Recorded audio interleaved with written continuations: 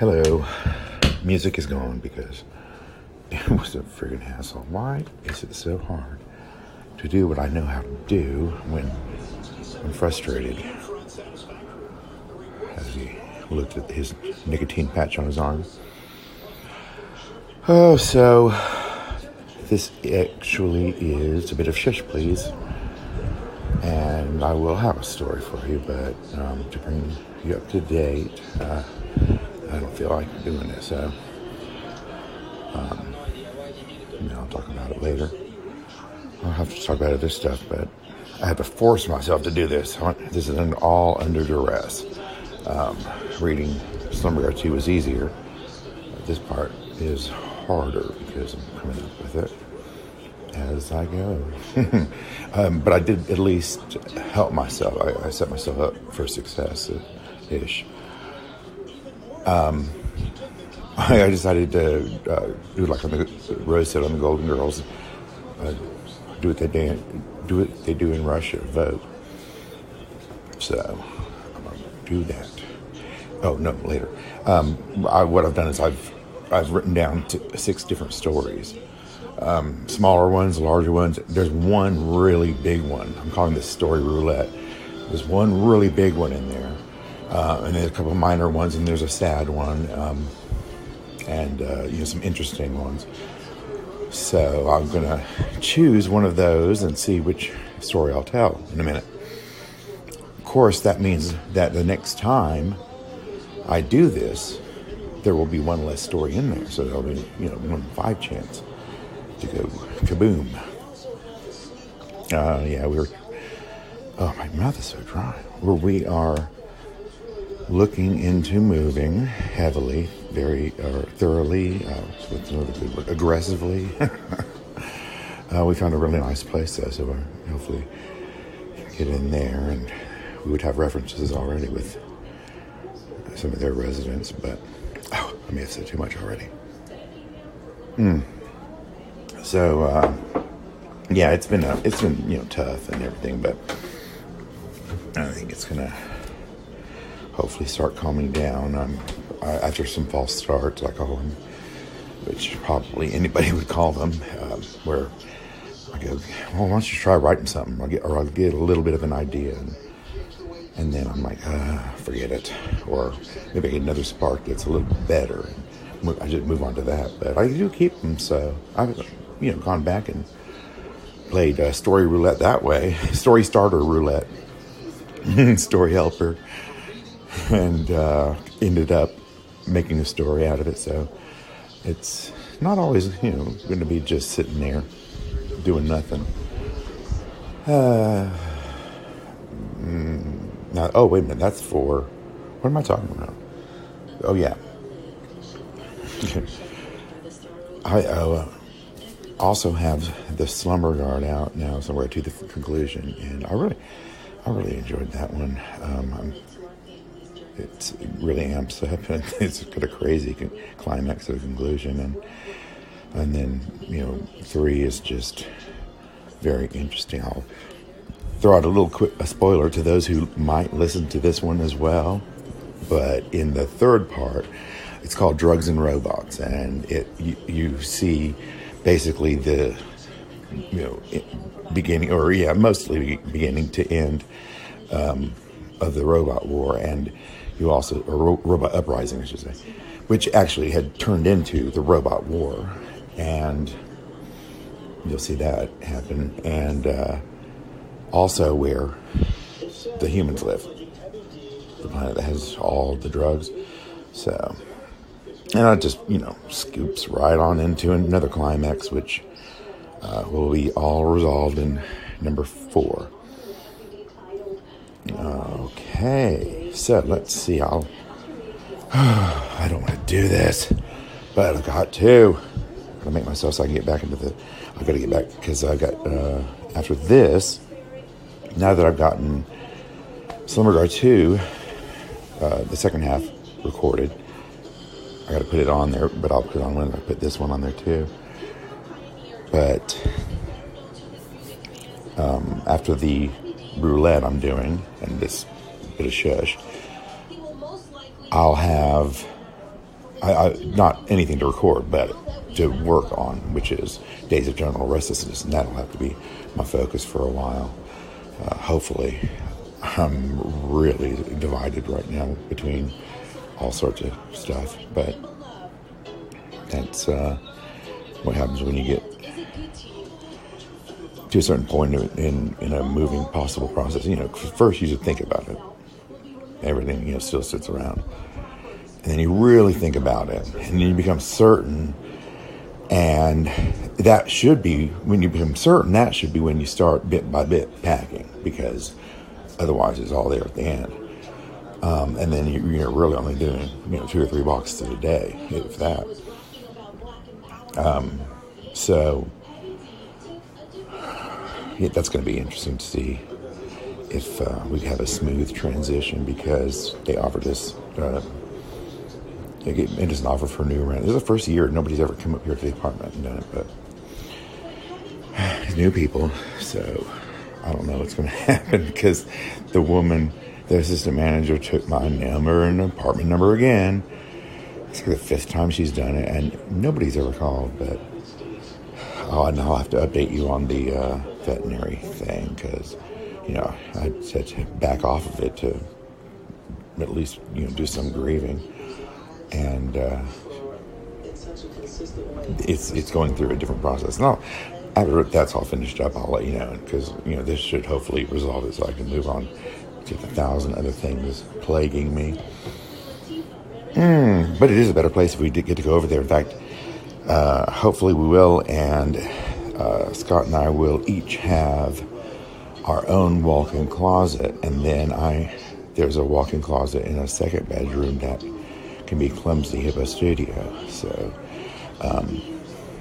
or we can use for storage, and good God, they're huge, and I've only got half this closet anyway. If that, we've got that blending area where there's things that we can both wear.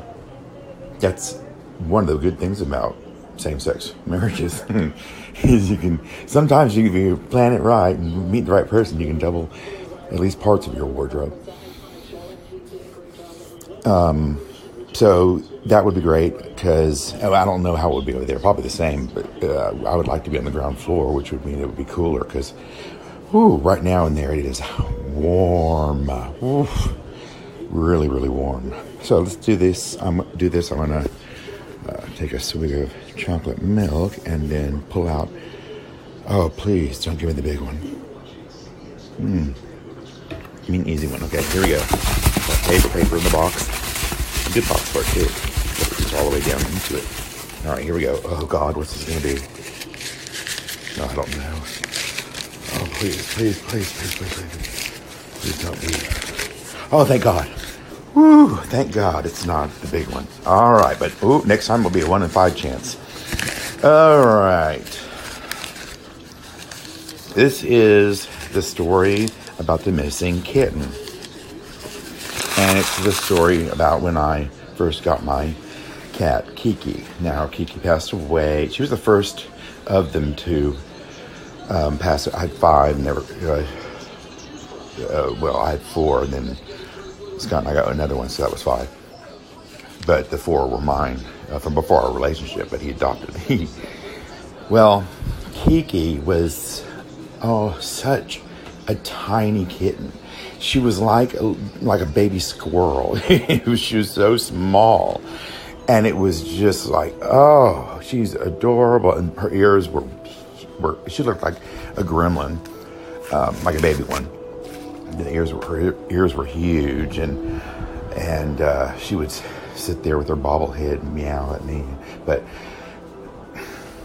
I was looking, one day, and I was like, wait a minute, where did Kiki go? I haven't seen her.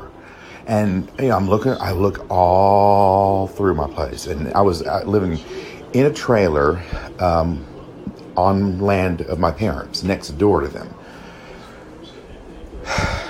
And so I search, and I become really panicked. And so I make signs, and I go out, and of course, this is a very rural area. God, I hate that word. This is out in the country. These are country folk, mountain country folk. Without the stupidity, Beverly Hillbillies.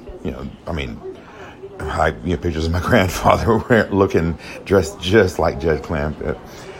But that was, the time. I mean, my grandfather did live during the Depression. He was, depending on who you asked, he was between 99 and 102 when he died. They didn't do birth certificates. So, the family Bible says one thing, and then one of the kids' birth certificate says a different thing. So we don't know, but so he was around 100 when he died. But it was, hard times in the mountains too, because it would take him a day and a half to get to the doctor. Okay, so missing kitten. I'm putting out flyers, and that's hard to do when there's no real telephone poles at corners, and it's just tall weeds at the corner or somebody's fence. So I go to a few houses, which I hated because this guy, I'm sure some of them at least are judgmental about it. I mean, I lived with it a lot, because we'd go up there for vacations all the time to see my dad's family. And, they were definitely not progressive yet, or still actually in the same town, in regards to gay people. So I was, trying to be as manly as possible about my little tiny kitten. And, nobody'd seen her, and I got totally discouraged, and I just hated it. And I looked more, and I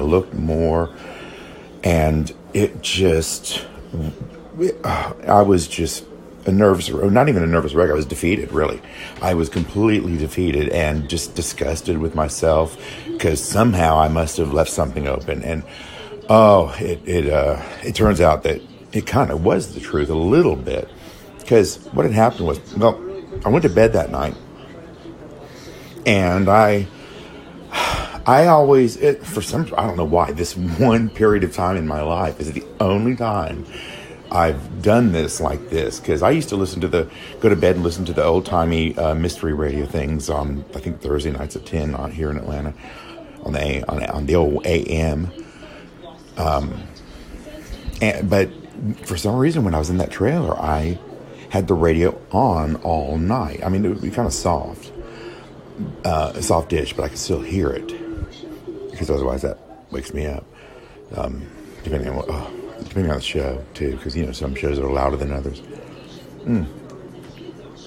Well, so I turned on the radio, and I could listen to, like, sometimes it would be Delilah, and then it'd get later and later, and it become the conspiracy theory, UFO shows and stuff like that. And I just listened to them. I loved them.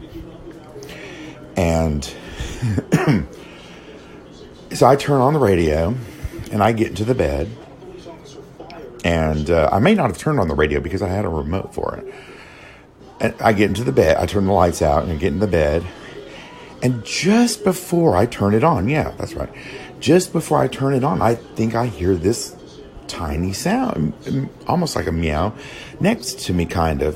So I turn on the light, and I'm looking around, and I opened the closet door, which was right there on the other side of, the area where I was hearing it from my bed.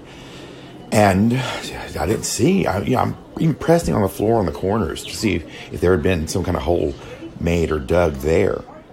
Nothing. I go back, and I didn't hear anything. I was like, shit. So I get back in bed, and this time I'm like, I'm gonna wait and see. And it gets all quiet. No other cat shifting.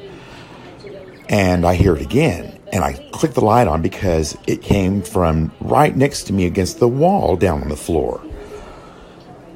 And I'm like, and I bang, and I hear a meow.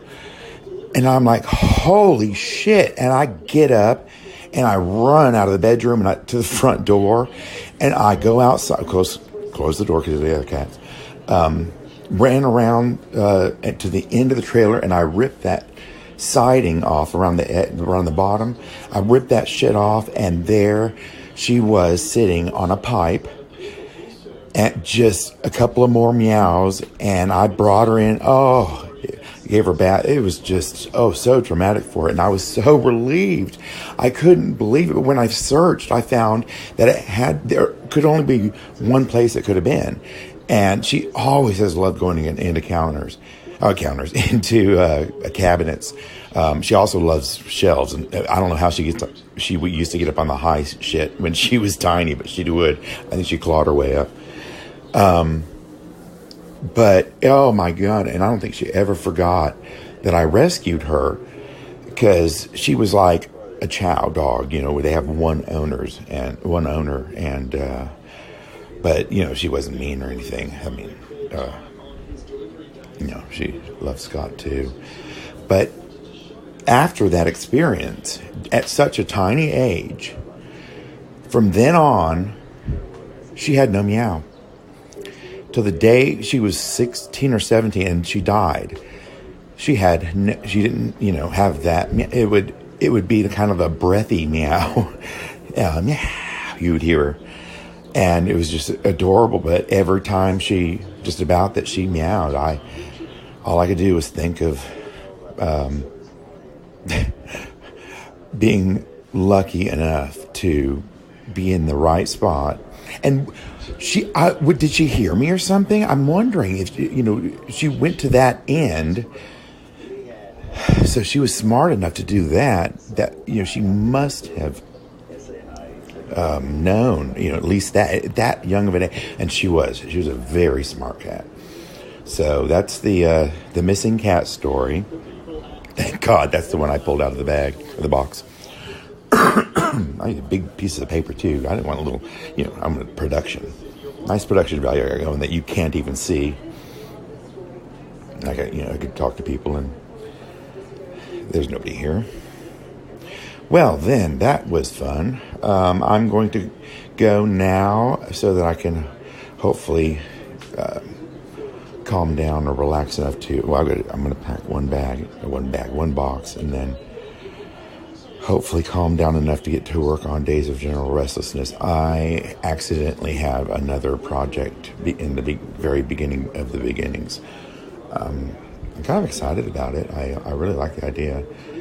And I forgot, I don't know if I ever mentioned and this should be on Fake Fiction, but whatever. The story I wrote about kind of a superhero kind of person, like Kal-El came here from another, planet and was stronger or had some powers or was from a desert island or, an island with ancient women on it, all strong and beautiful and, all those different places like that. Even Olympus with the muses and the gods and the demigods. But this one comes to Earth and doesn't want to join up with the other heroes, like the Super Friends, which, I'm going to have to change the names a little bit. Like, I think it's not Wonder Gal, something Gal, because I thought it was kind of cute with her name being Gal, the current Wonder Woman. And I really didn't think I was going to like her, but I saw her on the screen and I thought, I love her. And it was even just in the cameo in Batman versus Superman. I was like, and whoever made that music. Okay, so I'm going to go because I can't remember what I was talking about, so I can get chill.